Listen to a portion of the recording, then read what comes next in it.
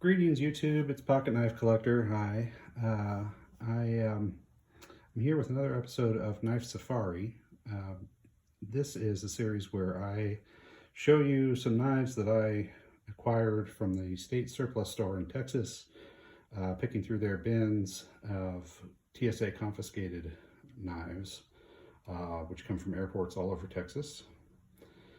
And this is a recent acquisition.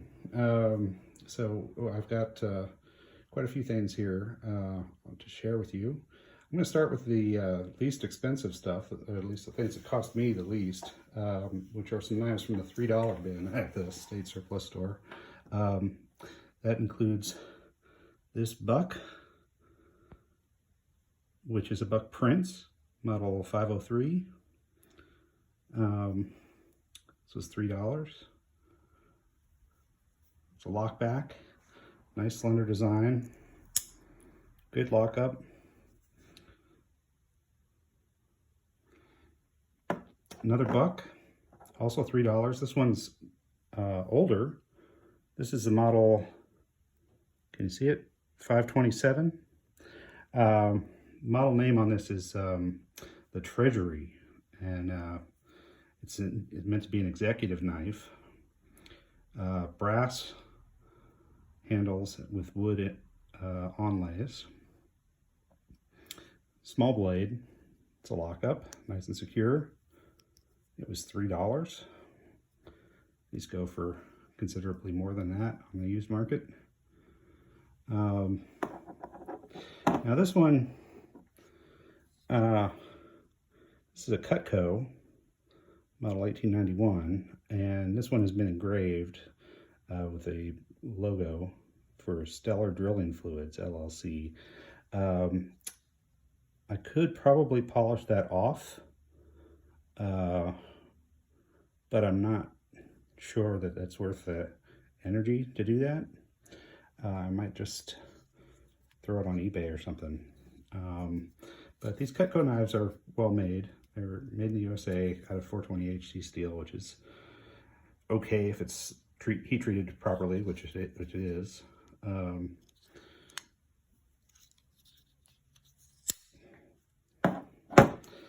Also for $3, I picked up this Outdoor Edge folding saw, which locks up pretty securely.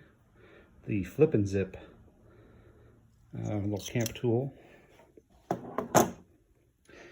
And then for $5, I got this small SOG, S-O-G, multi-tool. It's nicely geared. You can see the gears operating there. So it's got needle nose pliers, or well, sort of hybrid pliers. And then it's got a surprisingly robust set of tools for such a small multi-tool. We've got a serrated blade, scissors. The scissors are usable. They are spring-loaded. Oh, is this locking? That might be, yeah, okay, so that locks into position. We've got a bottle opener that I wouldn't, a can opener that I wouldn't want to try to open a can with, but could do in an emergency. A cap lifter, little Phillips head screwdriver. It's all on that side, and then on this side we've got a Warncliffe profile blade, an awl, a small flathead screwdriver, a web cutter, and a file. And it's not much used.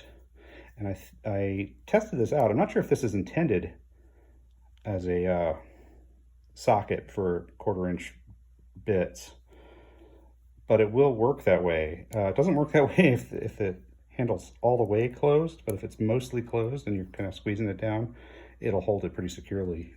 You could turn a bit with that. So pretty neat for $5. A couple of multi-tools in this batch. Got a black oxide finished Leatherman Wave. This is the standard Wave, not the Wave Plus that has the interchangeable hard wire cutter edges. That's, you know, one of Leatherman's better multi-tools. Good feature set. Blades that open from the outside. And then it's got a bit driver in here with interchangeable, the flat bits that Leatherman use. This has also got scissors, I believe. Yeah, a pair of scissors.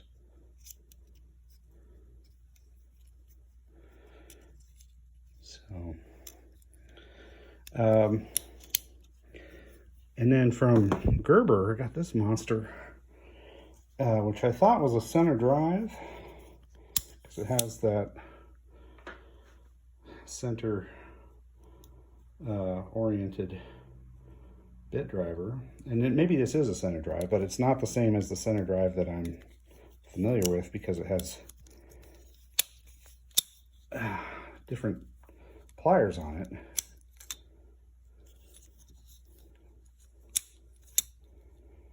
See? But it's got, you know, onboard bit storage and, oops, I guess that has to be in that position in order to, for the whole tool to close right. I can see that's a design issue. It's got a saw blade,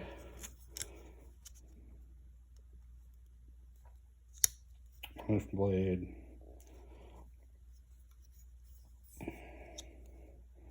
file. That's also a chisel. All right, so let me see if I can close this up properly. There we go. Couple of Benchmades here. We've got the 940 Osborne in its classic configuration, the purple anodized backspacer and S30V steel. Good action on this one. Yeah. And then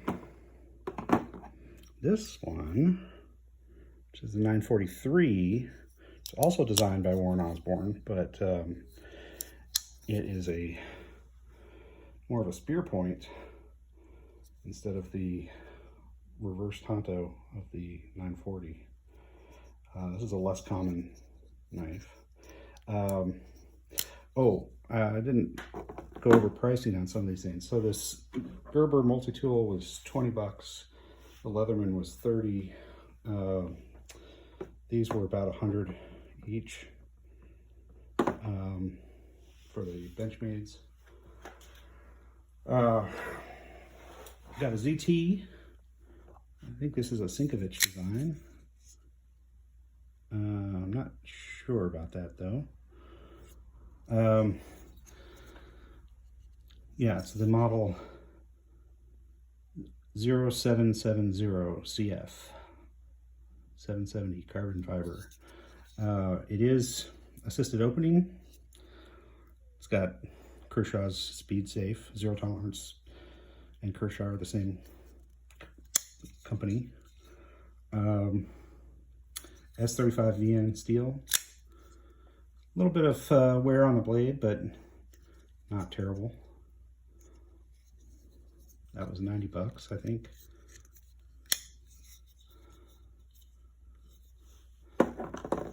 For 80 or 85, something like that, I got this SOG Pentagon XR, which is in very good condition.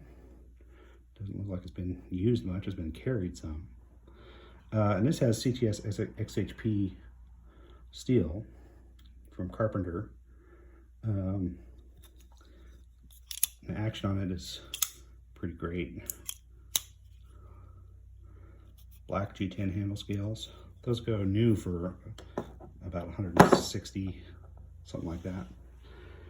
And an XM2 here, combat deployed from Ontario, made in Italy out of N690 CO steel.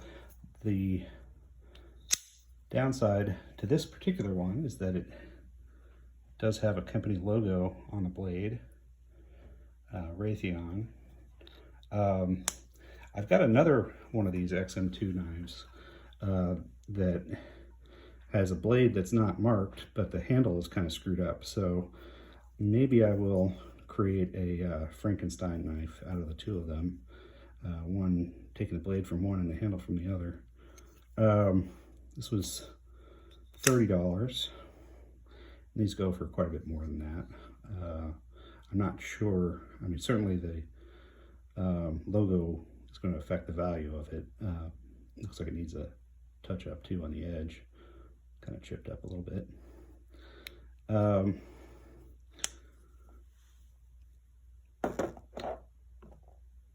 And then I'm sure some of you spotted this right away, Protech Malibu.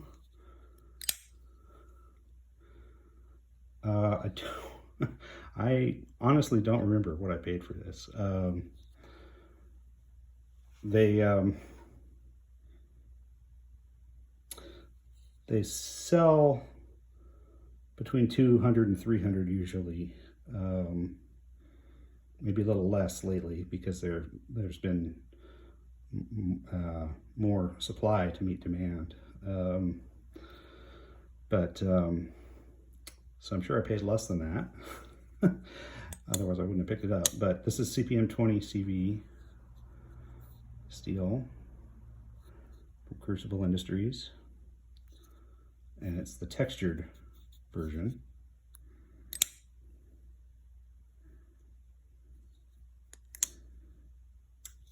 These have great action. Really nice drop shot. Okay, and then the star of the show from Wee Knives, I've got a mini Synergy. This was also the most expensive knife in this batch. This was $135 from the state surplus store, but these go, when they were available, they went new for about $275, and they are discontinued, and I think the price may have gone up a little bit. Marbled carbon fiber inlays, and the headline feature here is this is integral. So this is one piece of titanium, the handle. No seam here in the back where pieces have been joined together. It's been milled out. This is CPM 20 CV steel, and it is a trailing point design, and it's got a really nice stone washed finish on it. And the ergonomics are great. The flipping action is great. We really did a nice job putting this together.